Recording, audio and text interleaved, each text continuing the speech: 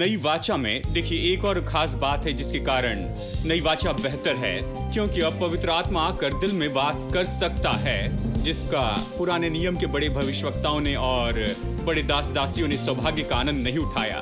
लेकिन नई वाचा में सामान्य विश्वासी का यह सौभाग्य है कि पवित्र आत्मा भी उसके भीतर में वास करता है। Gracious Father, gracious Father, gracious Father, oh gracious Father, as we lift our hearts before you as a token of our gracious Father, gracious Father, precious Jesus, precious Jesus, precious Jesus, precious Jesus, oh precious Jesus, as we lift our hearts before you as a token of our love, precious Jesus, precious Jesus, Holy Spirit, Holy Spirit, Holy Spirit, Holy Spirit, Holy Spirit, as we lift our hearts before you as a token of our love, Holy Spirit, Holy Spirit, let's welcome the Spirit of God, Holy Spirit, Holy Spirit, Holy Spirit, Holy Spirit, as we lift our hearts before you as a token of our love, Holy Spirit, Holy Spirit.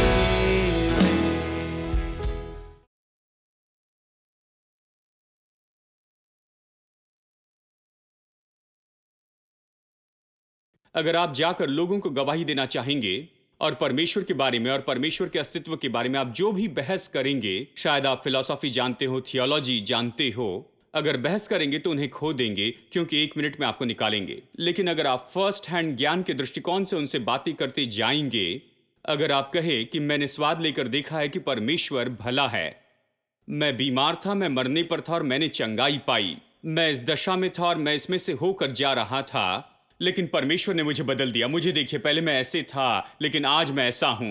परमेश्वर ने मुझे छुटकारा दिया उस तरह की आदत से, उस तरह के जीवन से। मेरे साथ ये हुआ, इसके बारे में आप क्या कहेंगे? मैं बताऊं, कोई भी इसके बारे में कुछ भी नहीं कह पाएगा।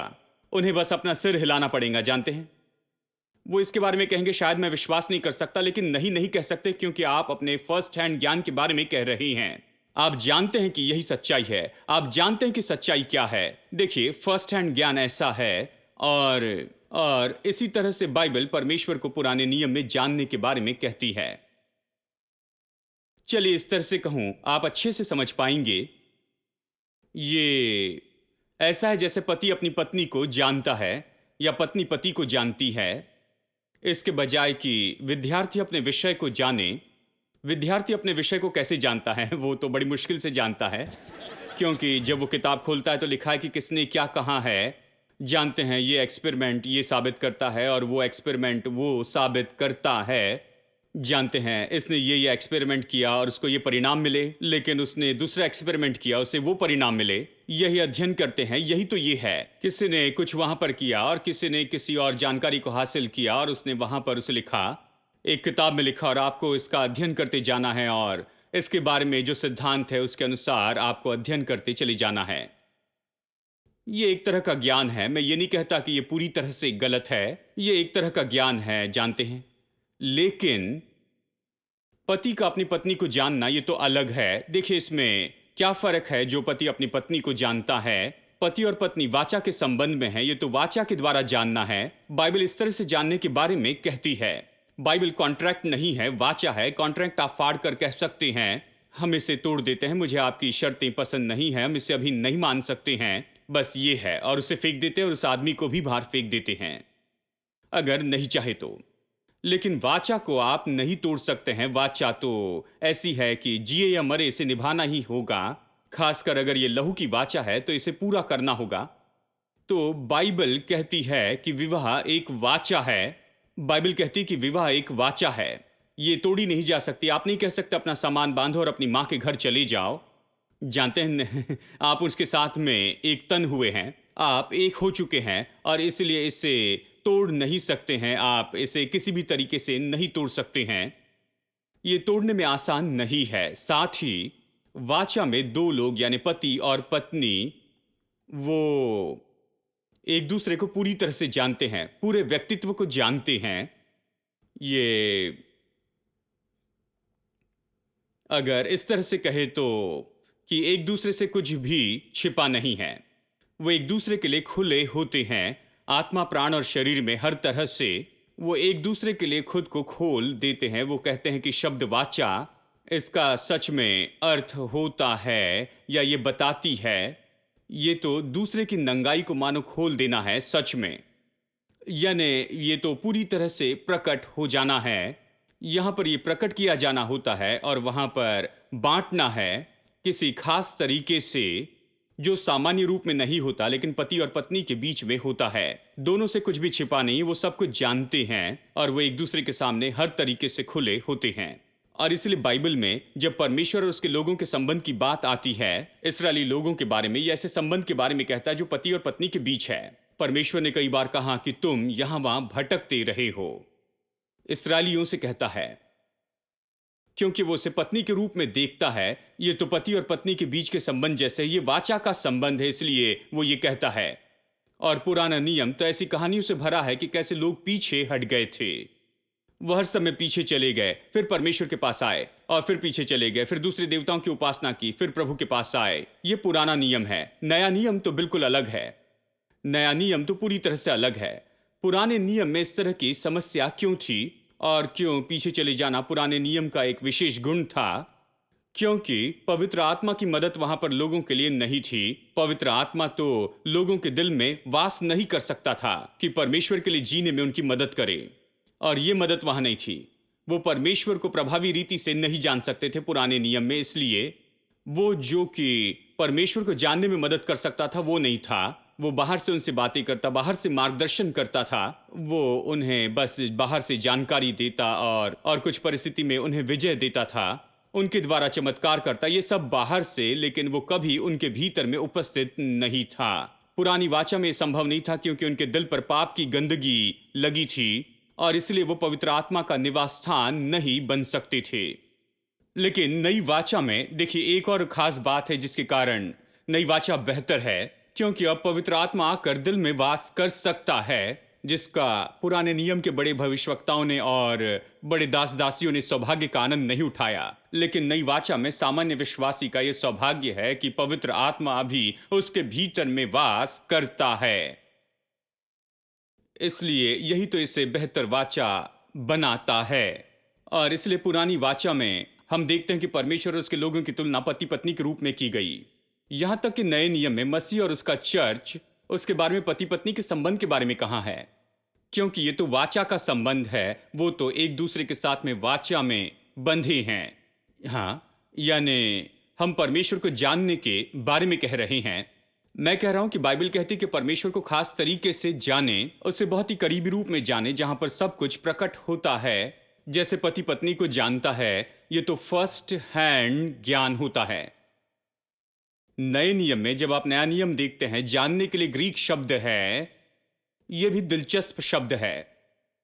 इस शब्द का अर्थ है कि जानना, यानी पूरी तरह से समझना और उसे ज्ञान में लेना कि उसे जानना, पहचानना, उसे समझना। ऐसे बहुत से तरीके से इसका अनुवाद किया जाता है। पूरी तरह से समझना, उसका ज्ञान लेना, उसे पहचानना, उसे समझ लेना, पहचानना। अब तो इसी तरह से हम परमेश्वर को जानते हैं। बाइबल कहती है कि परमेश्वर को इस तरह से समझना है। इसका अर्थ समझने के लिए आइए देखते हैं भजन संहिता 139 में।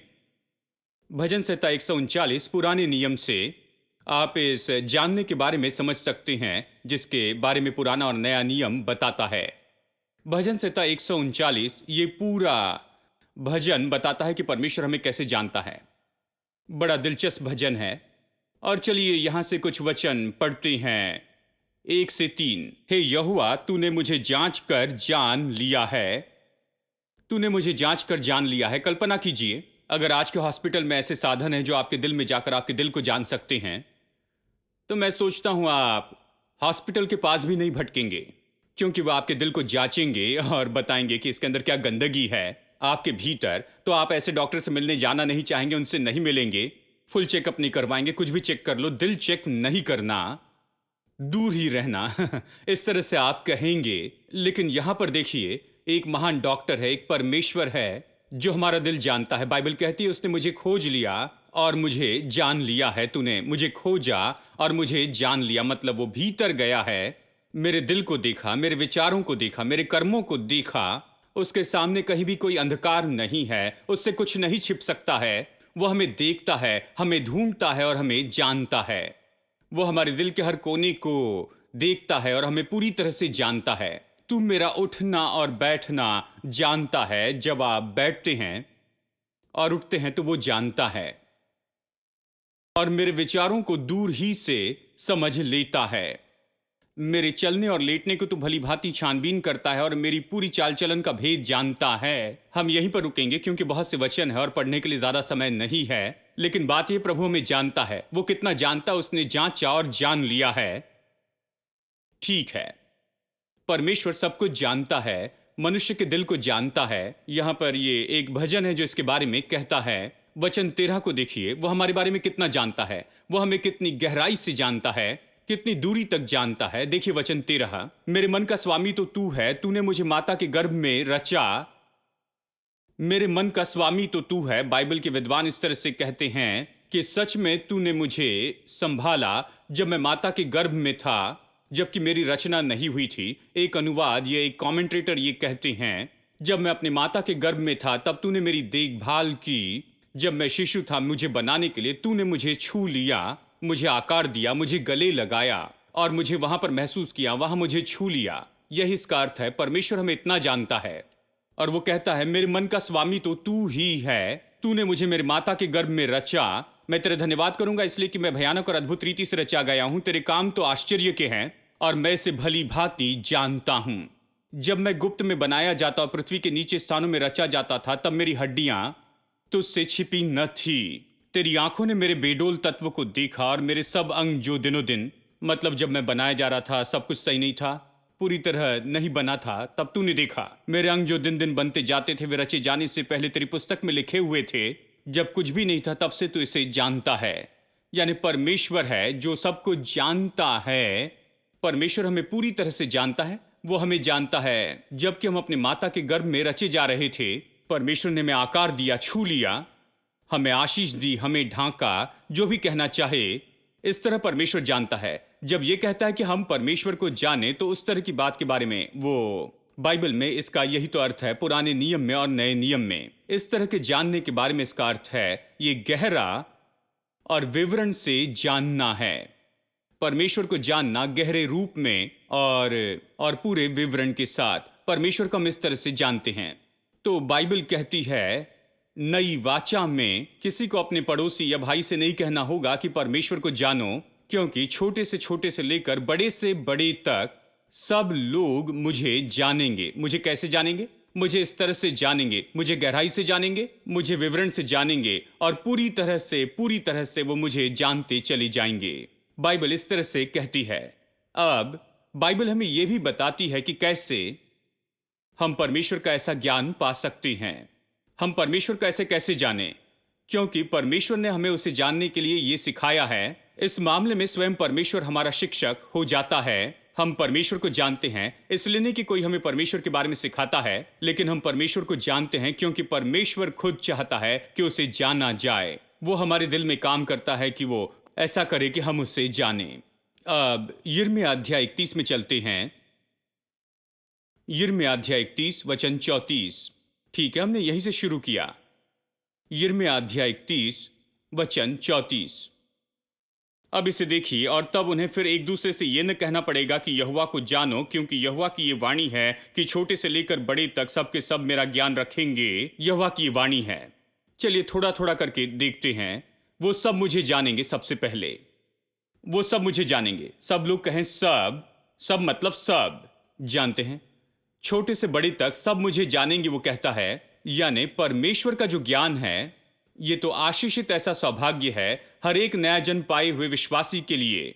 चाहे आप कल ही चर्च में आए हो या फिर आप अविश्वासी परिवार से आए हो, चाहे आप परमेश्वर के बारे में कुछ जानते हो या फिर परमेश्वर के बारे में कुछ भी नहीं जानते हो, कोई फर्क नहीं पड़ता। अगर आपको अयोग्य लगता है और परमेश्वर को जानने के योग्य नहीं, कोई बात नहीं, तो भी आप परमेश्वर को जानेंगे, क्योंकि परमेश्वर ने वाचा की प्रतिज्ञा की है। यह शपथ के साथ की प्रतिज्ञा है। परमेश्वर इसे पूरा करेगा। परमेश्वर ने कहा है, मेरे लोग मुझे जानेंगे, छोटे से लेकर बड़े से बड़े तक। वो सब मुझे जानेंगे, छोटे से लेकर बड़े तक। हर एक व्यक्ति मुझे जानेगा। क्या यह अद्भुत नहीं? सब मुझे जानेंगे। ये तो हर एक विश्वासी का धन्य ऐसा सौभाग्य है। सभी लोग जानेंगे, कोई इससे नहीं छूटा। सब इसे जानेंगे। लेकिन सच्चाई है कि हर कोई परमेश्वर के ज्ञान के पीछे नहीं जा रहा है। कोई ये नहीं सोचता है कि हमारे जीवन का यही लक्ष्य है। हम छोटी बातों में खुश रहते हैं। हां, परमेश्वर ये चाहता है। परमेश्वर चाहता है कि हम उसे जानें। परमेश्वर चाहता है कि नई वाचा का ये मुख्य लक्ष्य होना चाहिए। लेकिन बहुत से लोगों ने इसे कभी नहीं जाना और वो छोटी बात में ही खुश हो गए। कई बार आप इस बात को देखेंगे, जानते हैं कि वो खुश है छोटी बातों में बहुत से तरीके से। और कुछ लोगों ने, जानते हैं, उन्होंने लिया कुछ किसी तरह से कोई गलत शिक्षा या गलत थियोलॉजी, जहां उन्होंने निर्णय लिया कि परमेश्वर का ज्ञान तो बस उद्धार में उसे जानना ही है। उसे उद्धारक के रूप में जाने, बस यही। उद्धारक के रूप में जानने के बाद जानने के लिए कुछ नहीं है, और फिर मरकर स्वर्ग में जाए। उन्होंने उद्धार को घटा दिया छोटी सी थियोलॉजी में और छोटे विश्वास में। मरने के बाद ये अच्छा है, मरने के बाद आप स्वर्ग में जाएंगे, स्वर्ग के योग्य होते हैं। अच्छा है कि उद्धार के बारे में जान ले। वो सब इसी के बारे में कहते हैं। नहीं, नई वाचा तो हमें मसीह के साथ एकता में लेकर आती है, ये बात सच है। लेकिन नई वाचा का मुख्य लक्ष्य तो यह है कि आप प्रतिदिन परमेश्वर के ज्ञान में बढ़ते चले जाए। पौलुस इसके बारे में बार बार कहता है कि उसे जानते हुए बढ़ते जाओ और उसे पूरी तरह से जानते चले जाओ। यह नई वाचा का लक्ष्य है। लेकिन कुछ लोग छोटे में संतुष्ट है। वो उद्धारक रूप में जानते हैं, फिर कहते हैं कि हम स्वर्ग में जाएंगे, अब कुछ नहीं जानते हैं, सब कुछ हम वहीं पर जान लेंगे। इस तरह से वो इसे देखते हैं। और दूसरे लोग, उन्होंने निर्णय लिया है कि परमेश्वर को जानने के लिए अलग खास ग्रुप का सदस्य होना होगा। वो सोचते हैं, उन्हें लगता है कि आपको बहुत ही विशेष आत्मिक व्यक्ति होना होगा, जहां दाढ़ी बढ़ानी होगी, खास कपड़े पहनने होंगे और शहर के बाहर जाना होगा। पत्नी बच्चों को छोड़कर, माता पिता भाई बहनों को छोड़कर, परिवार को छोड़कर दूर चले जाएं, खुद को अलग करें, भटकते रहें, जानते हैं, या शायद पागल हो जाएं। चाहे जो भी कहें, अपने घर से दूर चले जाए, सारी चीजों से दूर हो जाए, दूर चले जाए। यही उनका उद्देश्य है, सारी चीजों से दूर चले जाए। बस कहीं दूर चले जाए, जंगल में चले जाए, खाली जगह पर चले जाएं और बस पत्ते और फल खाते रहें और परमेश्वर के ऊपर मनन करें, काम पर न जाए, परिवार की देखभाल न करें। बहुत से लोग ऐसे हैं क्योंकि वो सच में विश्वास करते हैं, ये उनका विश्वास है कि परमेश्वर को जानने के लिए, उसका ज्ञान हासिल करने के लिए ये करना होगा। लेकिन बाइबल ये नहीं सिखाती। परमेश्वर के ज्ञान के बारे में बाइबल कहीं भी ये नहीं सिखाती विश्वासियों को ये नहीं करना है। मैं इसलिए कह रहा हूं क्योंकि बहुत सी बार विश्वासी लोग इसे कर बैठते हैं। जानते हैं, बाइबल ये नहीं सिखाती। उदाहरण के लिए बाइबल कहती है, चलिए सबसे अच्छा उदाहरण देता हूं, अब्राहम परमेश्वर का मित्र था, इस तरह से बाइबल कहती है, ठीक है। अब्राहम परमेश्वर का मित्र था, मतलब वो प्रभु को जानता था।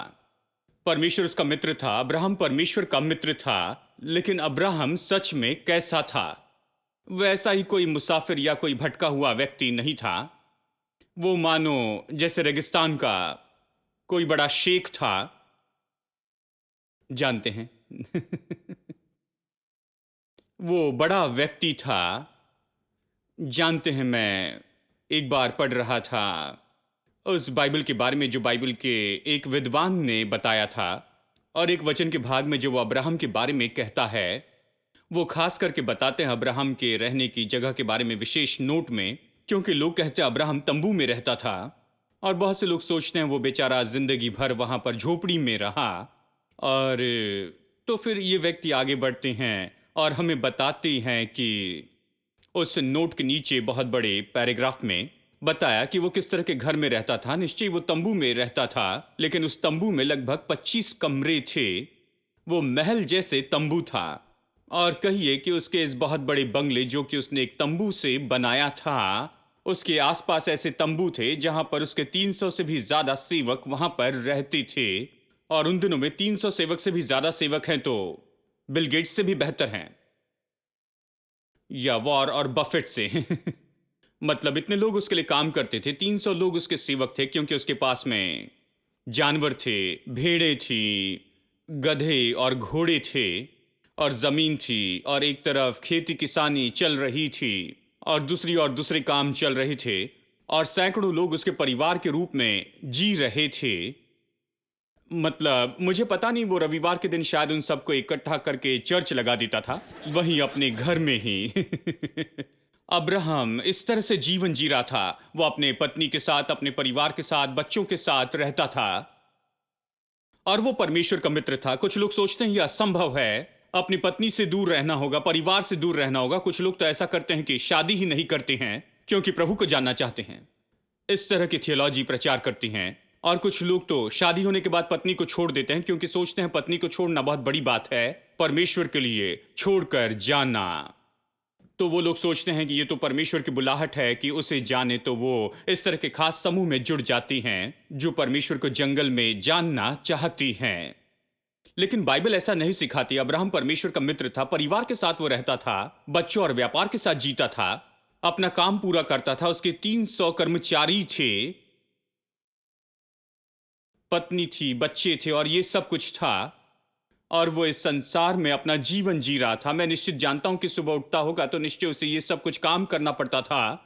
वो व्यस्त था, लेकिन फिर भी परमेश्वर का मित्र था। इसी तरह से बाइबल हमें परमेश्वर का मित्र होने के लिए कहती है, और इसी तरह से बाइबल सिखाती है कि हम परमेश्वर के साथ के संबंध में जीते जाएं। काम में कुछ गलत नहीं है, परिवार और बच्चों के साथ में रहना कुछ गलत नहीं। ये मत सोचिए। देखिए, एक भाई ने मुझसे कहा, देखो आपकी पत्नी है, आपके बच्चे हैं, ये सब हैं, लेकिन हमारे पास में कुछ नहीं। मैंने कहा तो क्या, आप घमंड कर रहे हैं कि आपके पास में कुछ नहीं है। ऐसे लोगों के लिए कोई खास मेडल मिलने वाला नहीं है, जानते हैं। लेकिन लोग इस तरह से सोचते हैं, हम सब कुछ छोड़कर आए हैं, हम यहां पर आए हैं, हम ये और वो नहीं करते हैं। लेकिन कोई फर्क नहीं पड़ता, परमेश्वर को जान सकते हैं। वो व्यक्ति परमेश्वर को जान सकता है पत्नी और बच्चों के बिना ही, बिना पैसों के और कुछ काम किए बिना वो प्रभु को जान सकता है। मैं परमेश्वर को जान सकता हूं काम करते हुए, पत्नी और बच्चों के रहते, दिन भर व्यस्त रहते हुए मैं परमेश्वर को जान सकता हूं। बाइबल इस तरह जानने के बारे में सिखाती है। आमेन। तो इसमें कोई गलत नहीं है। कोई भी आकर आपको ये न सिखाए कि आप अलग हैं, आप संसार के हैं, क्योंकि आपकी पत्नी बच्चे हैं और आप उनकी देखभाल कर रहे हैं। लेकिन हम ऐसे लोग हैं जो अपनी पत्नी और बच्चों का ध्यान नहीं रखते हैं। आपको शर्म आनी चाहिए अगर पत्नी और बच्चों की देखभाल नहीं करते, तो मैं यही कहूंगा। परमेश्वर को जानना इस तरह से नहीं है। परमेश्वर को जानना, परमेश्वर को कैसे जाने इसके बारे में बाइबल से अध्ययन करें। अब्राहम परमेश्वर का मित्र था। जब परमेश्वर सदोम और अमोरा को नाश करना चाहता था, उसने कहा मेरे मित्र को बताता हूं। और जब उसने अपने मित्र से कहा तो उसका मित्र विनती करने लगा, क्योंकि उसने सोचा कि मैं प्रभु से बातचीत करूंगा, मैं इसे बचाने के लिए कहूंगा, अपने परिवार रिश्तेदारों को बचाने के लिए कहूंगा। और वो उससे प्रार्थना करता है, और वो आगे जाकर सच में लूत के लिए वहां पर मध्यस्थी भी करता है, और उसके परिवार के लिए भी, और सच में उनके जीवन को वो बचा लेता है। उसमें और परमेश्वर में मित्रता थी। परमेश्वर मित्र को बताए बिना कुछ भी नहीं करता था। मुझे बताना होगा, इस संसार में मेरा एक ही मित्र है, वो कहता है मैं क्या करूंगा उसे बताना होगा। हाँ, परमेश्वर का वो मित्र था। Jesus, you were so good. Jesus, you were so good. There's nothing to fear, 'cause I'm here in your presence. Jesus, you were so good. Jesus, you are so, so good. And I just want to thank you with every beat of my heart. Jesus, you were so good. Jesus, you are so good. There's nothing to fear, 'cause I'm here in your presence. Jesus, you are so good. Jesus, you are so, so good. And I just want to thank you with every beat of my heart. You've given me eternal life, your word to light my way. You've given me a spirit with new mercies every day. Jesus, you are so good. Jesus, you are so good. There's nothing to fear, 'cause I'm here in your presence. Jesus, you are so good. Jesus, you are so, so good. And I just want to thank you in every beat. You've given me eternal life. You've given me eternal life. And your word will light my way. You've given me a spirit with new mercies every day. Jesus, you are so good. Jesus, you are so good. There's nothing to fear, 'cause I'm here in your presence. Jesus, you are so good. Jesus, you are so, so good. And I just want to thank you with every beat of my heart. You've given me confidence. You've given me a confidence. My soul is filled with peace. You are my provider. You supply my every need. Jesus, you are so good. Jesus, you are so good. There's nothing to fear, 'cause I'm here in your presence. Jesus, you are so good. Jesus, you are so, so good.